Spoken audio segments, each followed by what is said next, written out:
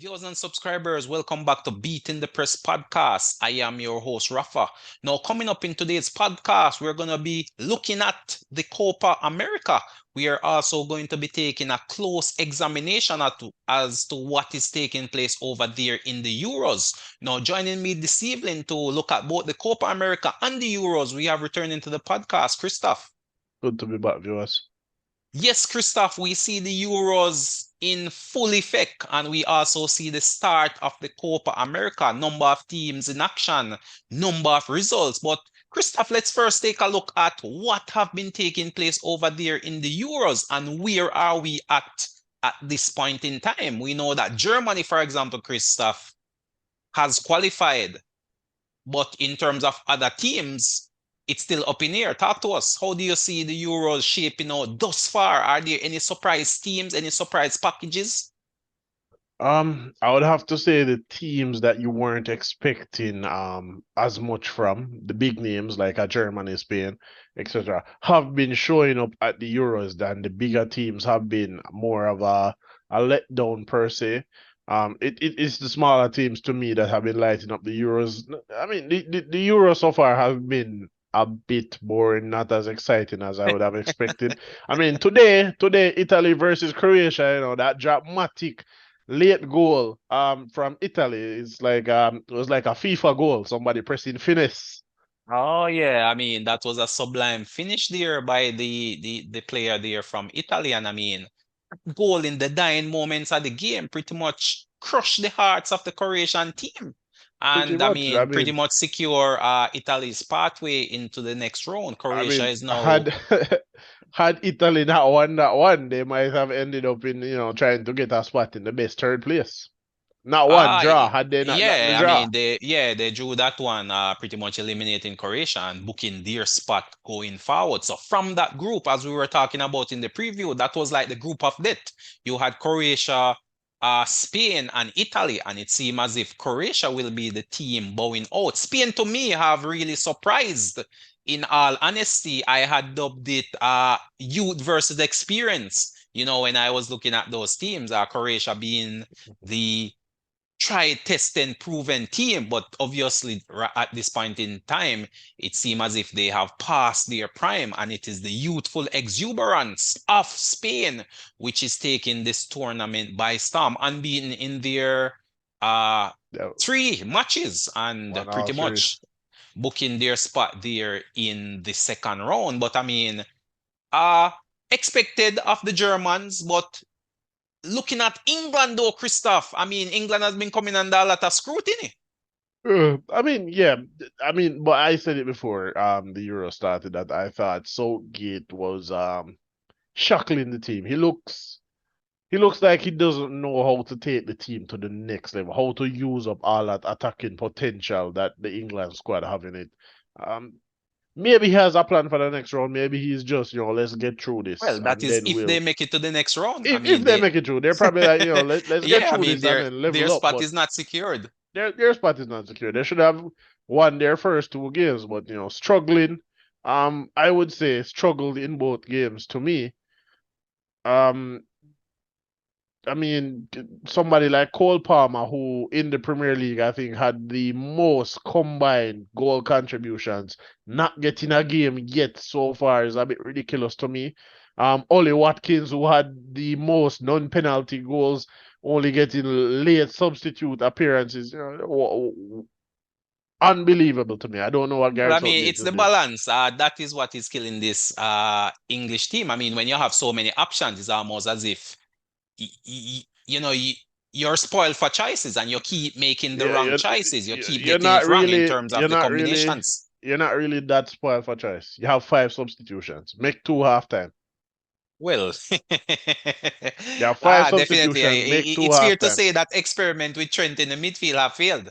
I mean, that was a shocking selection in all honesty. I mean, Trent played midfield a big tournament such as this. I thought Southgate would have gone with the try, test, and proven. In fact, I'm asking myself, why is it Foden can't play that third midfielder? So it would be a midfield of Rice, Bellingham, and Foden. And then that would give you additional attacking reinforcement to partner Saka possibly with a Eze, for example, and then you have Kane up front as well, and then you have the subs coming off the bench, the Ole Watkins, possibly the Grealishes, etc. So, Grealish didn't make the English squad.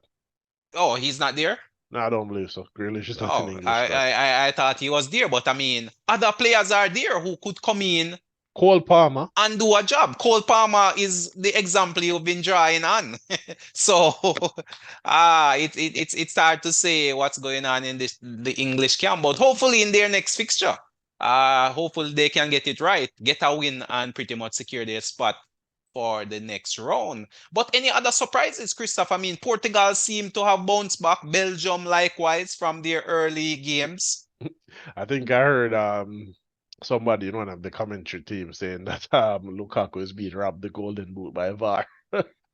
Well, Lukaku has had a definitely he lot has of been. goals ruled out by VAR. I Yeah, think but all of them have rightfully been so, offside. right? Oh Yeah, yeah, rightfully definitely, so, of course. rightfully so. I think they were just saying here, had there been no VAR, all those goals would have counted. Well, I mean, those days of non-VAR situations are long gone.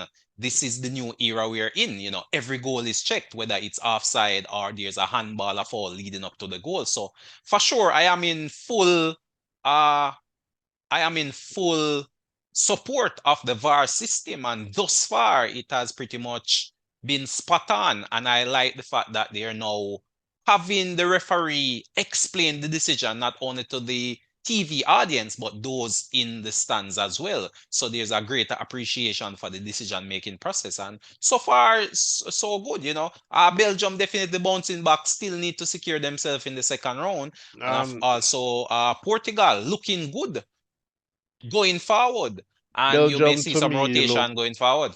Belgium to me still looks very shaky. The defense looks like it can be overrun. Um, I think that will be a problem for them if they make it into the next round.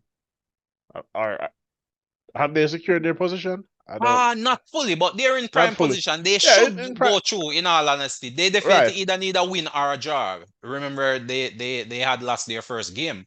right. So they definitely need a win or a draw in their final fixture.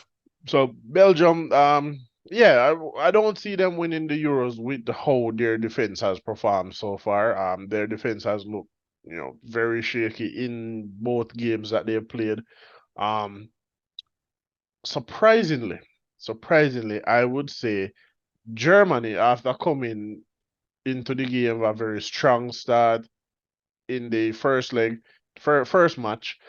Second match also looked very strong, looked very imperious. But this third match against Switzerland I was a mean, they very had already interesting, secured their spot. So right? really But and truly, the motivation wasn't really there. they were essentially playing their A team. They didn't. There Yeah, was I no mean, there were rotation. no changes, but oftentimes it is the motivation, the psychology. Having secured your spot with two early wins, this was more a case of going through the motions, in all honesty. In fact, I thought Nagelsmann should have rotated his team, kind of give those starters a rest and bring other players on the periphery into the team, seeing that their spot was already secure. But I figure he might have been going for the top spot in terms of finishing first in the group. That's the only conclusion I can draw from the fact that he starting his basically his best 11 in his opinion. So that kind of surprised me. The result didn't really surprise me in terms of getting a draw. I mean, a late goal there by Fulkerg, and he is definitely putting his name in the hat, Christoph, in terms of trying to secure a starting berth in that team over Kai Havertz. But, Nagelsmann seemed to be set on Kai Havertz playing that number 9 or that false 9 role. And then Fulker coming on, adding something different, adding a new dimension in the second half of the game. So to me, Germany has looked impressive. Spain has looked impressive. Portugal got the result in their last game and pretty much all but secure their spot in the next round. France, that injury to Kylian Mbappe is threatening to possibly derail their Euros. I'm not sure, but they still have work to do in that final game. That is a hotly contested group.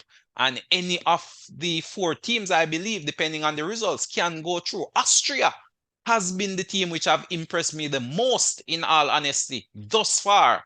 Barely lost to France, and then they picked up a win over Poland. Their next game is versus Netherlands, and that should be a shootout.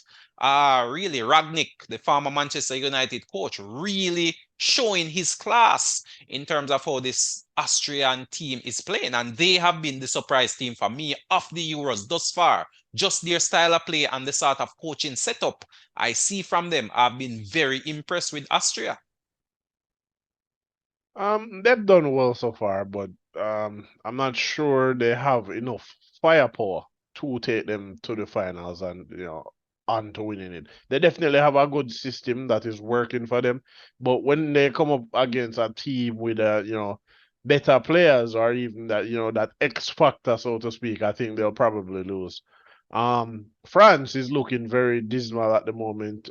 Especially they won their first game, but no French player has scored at the Euro so far. So, Yeah, that France have one only goal was one from a and a own one goal. own goal. Right. And Didn't that was score in against that Austria. didn't score in that second game. So, Oh, yeah, in that threatening for second them. game versus Netherlands. Anything less than a win is potentially, them dropping out or Yeah, maybe yeah, because France faces Poland, which I think is the weakest team in that group, and then Austria faces Netherlands, and uh Netherlands is on 4 points, Austria on three, France on three. three. No, No, no, four. France is Four on four, points. right? So France and Netherlands are on 4 points, and then Austria is on 3 points. Uh, Poland is yet to get a point. So, however, with the best third place team going through, possibly one of the better third place team, they still have something to play for, So it's not a gimme game by no stretch of the imagination. And of course, it's gonna be win or go home in that game for Austria versus Netherlands. So that to me is the game of the round. I'll definitely be looking forward to that. But Christoph, football is also playing over in the Copa America, and we see a number of teams kicking off their Copa America. Jamaica, for example, losing out to Mexico. And of course, the USA getting better off Bolivia. 2 goals to nil, I believe. Talk to us, Christoph. You saw that Jamaica game. Did the coach really dash it away, or what's your thoughts on that Um, Jamaica versus Mexico fixture? I mean, I wasn't impressed. For me, Jamaica always creates chances. They always have the opportunity to win a lot of these matches. It's more a matter of them not converting those chances that they create. And I think for me, that is the downfall of Jamaica at the moment. It's not necessarily the coach. It's just the chance conversion is very low. Yeah, definitely. The chance conversion as well as playing through the midfield, in my opinion. I mean, they had Mexico on the ropes for a few, during the course of the game. Antonio actually got the ball in the back of the net, only for that one to be ruled offside.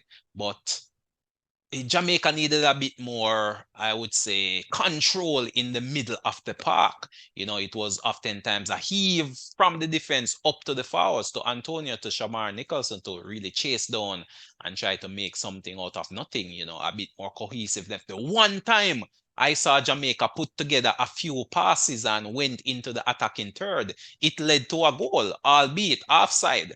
And I just thought the team needed more of that. In fact, I thought the coach should have been more proactive in bringing on a few more attacking players, the likes of a Cephas, for example. I thought he should have either come on earlier or started the game. He has been an informed man, really playing well in the games versus Dominica and the Dominican Republic, leading into the Copa America. Yet he was left on the bench and brought on as a late substitute after the team had conceded.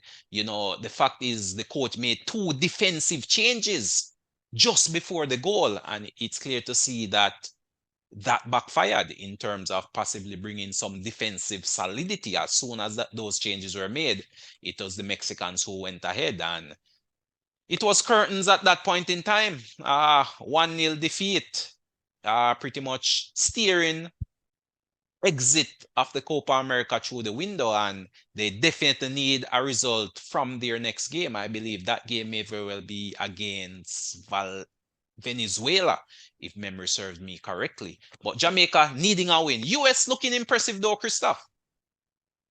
I mean, I'm not sure Bolivia is a very good team. The US, they're going to look impressive against somebody like Bolivia. But I mean, the US does have a couple of star players, Pulisic, Balogun.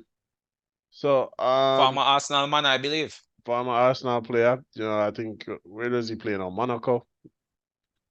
I think he was having like a relatively poor season at Monaco compared to the season he had at Marseille.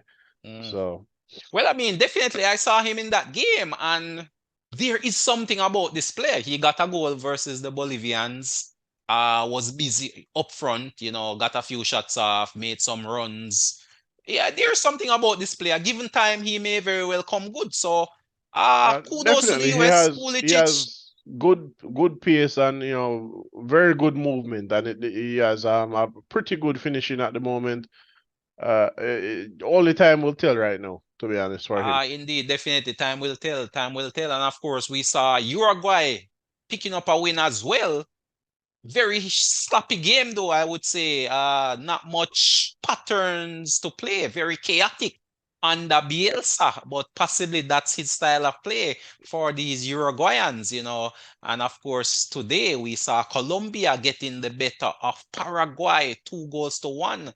James Christoph, you spoke of him in the preview show. Impressive performance, in fact, man of the match, in my opinion, versus Paraguay, picking up 2 assists and really looking like the James of old. I mean, that saying that people have, I don't know when it's true or not, class is permanent, farm is temporary. Mm, indeed. The question is how many times does somebody have to play poor before this is the new class? Well, I But mean, definitely, I must say an impressive showing from James but today. I yeah, must very admit. impressive from him. I'm looking forward to watching the game that's going on now, the Brazil versus Costa Rica, to kind of gauge the Brazilian squad, how they're going to be playing.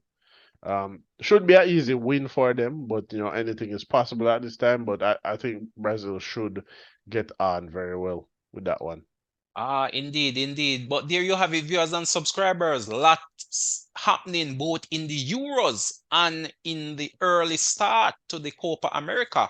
Definitely we'll be here to bring it to you in terms of the teams in the Euros that have advanced to the second round. And we'll also be keeping a keen eye on the Copa America. Jamaica again needing to a result in their next game. But there you have it. Until next time. This is Rafa signing off.